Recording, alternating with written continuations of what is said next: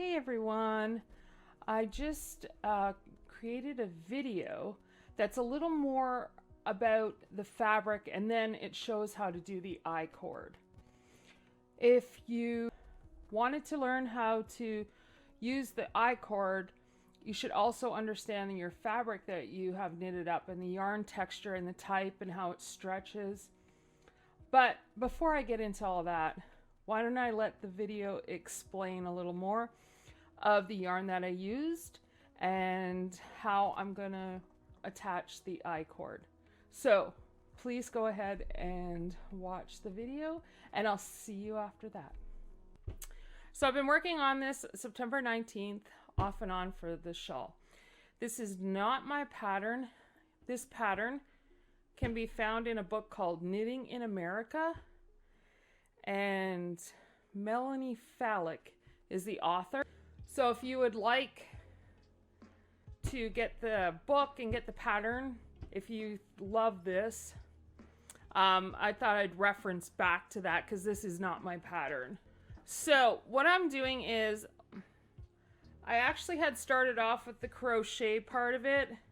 One, I don't crochet, and two, I was crocheting and I did do it okay, but what's happening is because the yarn is combined more in the area in various ways, what's happening is it stretches more here. One, it's wool and mohair. Two, it stretches more here because of how flat and how consistent it is without having all the yarns stranded in together. So the yarns are all stranded in here. Okay, so you can see the difference how the stranding affects the knitting also too, especially with mohair and wool as it stretches. So for this pattern, it called for a crochet edge.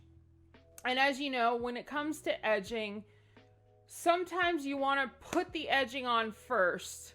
But this is my first time doing this pattern from this book.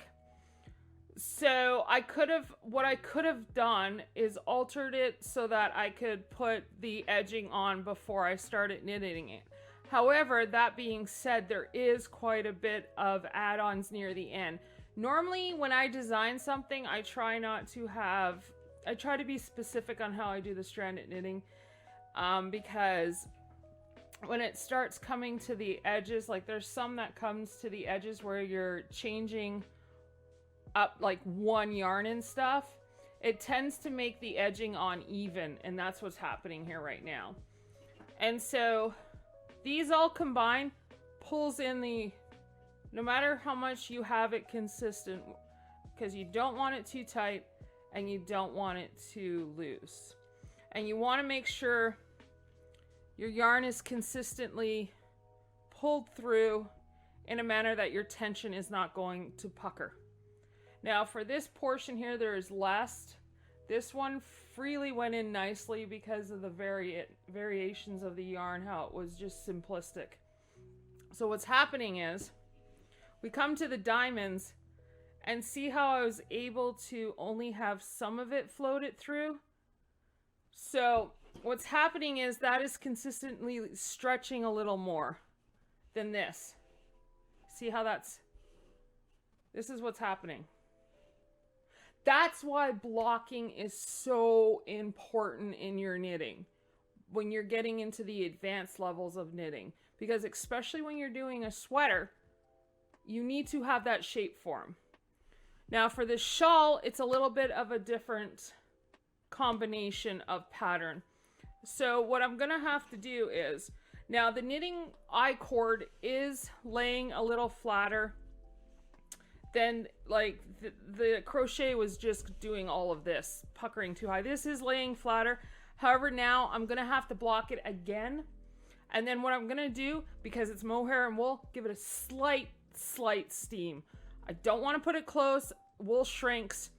I just want to slightly seam that into shape, because what'll happen is, see how this is kind of going up?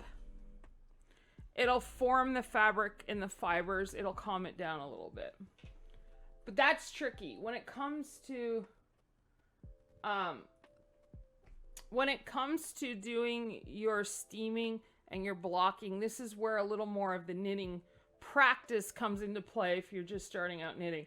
I would recommend getting your swatches, doing a sample of the icord on the swatches. Now sometimes it's not going to be consistent because different variations of knitting patterns are going to be different in your progress. That's why when you're knitting, you got to keep in mind that you will need to block and you will need to steam. Just be careful how you do it, because when you're steaming and you get too close to the fibers, it doesn't look like it's putting the fibers out of shape, but it will. You'll feel the difference in texture. It'll be a little softer, which means it's kind of steaming it into wrecking the fibers. It's kind of not necessarily melt per se, but in a sense it's stretching the fibers out to the point where it's not going to keep consistency of shape.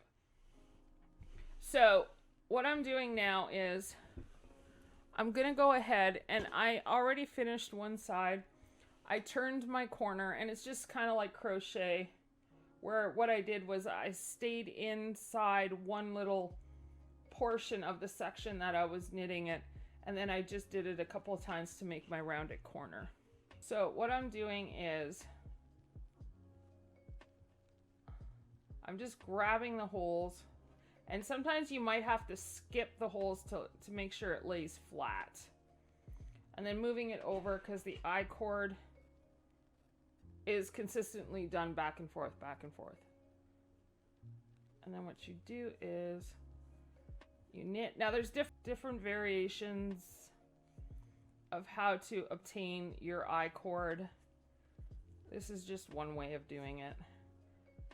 Okay, and then you want to keep moving along. And like I said, sometimes you might have to skip some of the,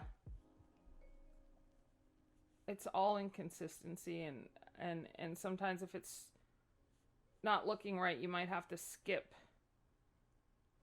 every once in a while and don't go through every single hole that there is.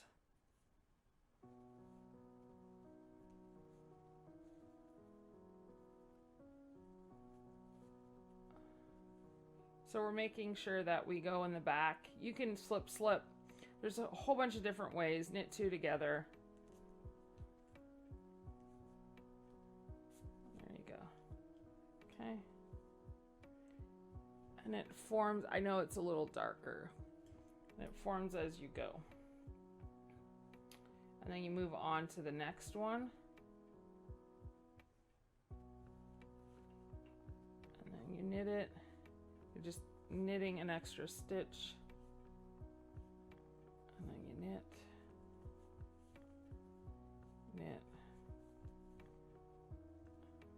okay,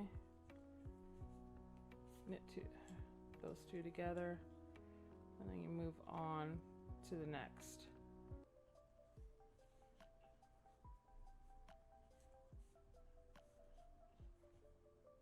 So as I go, I'm doing every other stitch for this particular one because I'm seeing how it's working the edging here. At least it's not ruffling up and making it way too complicated to steam and block. You want it to be as flat as possible.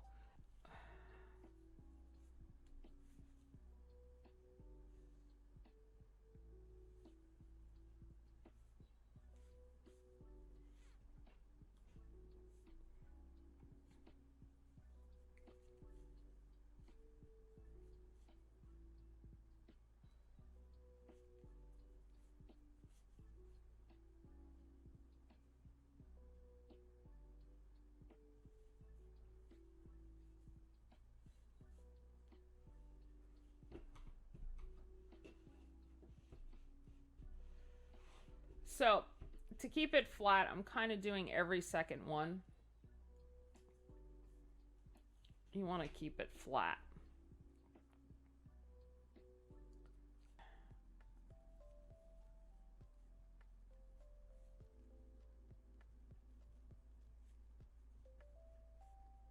There we go.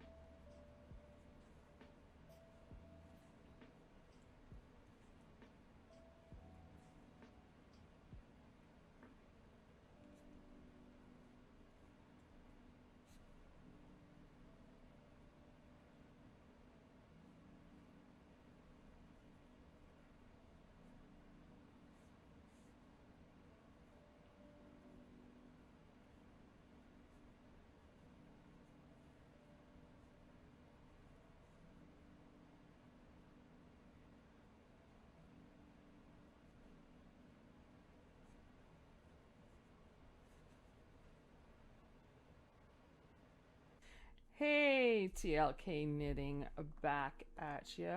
Well, for the icord, once you've mastered the icord, as you can see, you can attach the icord to almost anything. A shawl, a scarf, a collar on a sweater, a hat. You can actually practice by knitting up the icord by itself and learn how to attach it that way also. If you'd like to watch me live in real time, I do stream at twitch.tv/tlkknitting. And if you'd like, please subscribe to my YouTube channel. All the links will be provided down below. And if you would like to subscribe, please go ahead and click that subscribe button. All right, everyone. Thank you for watching, and I will see you next time. Bye for now.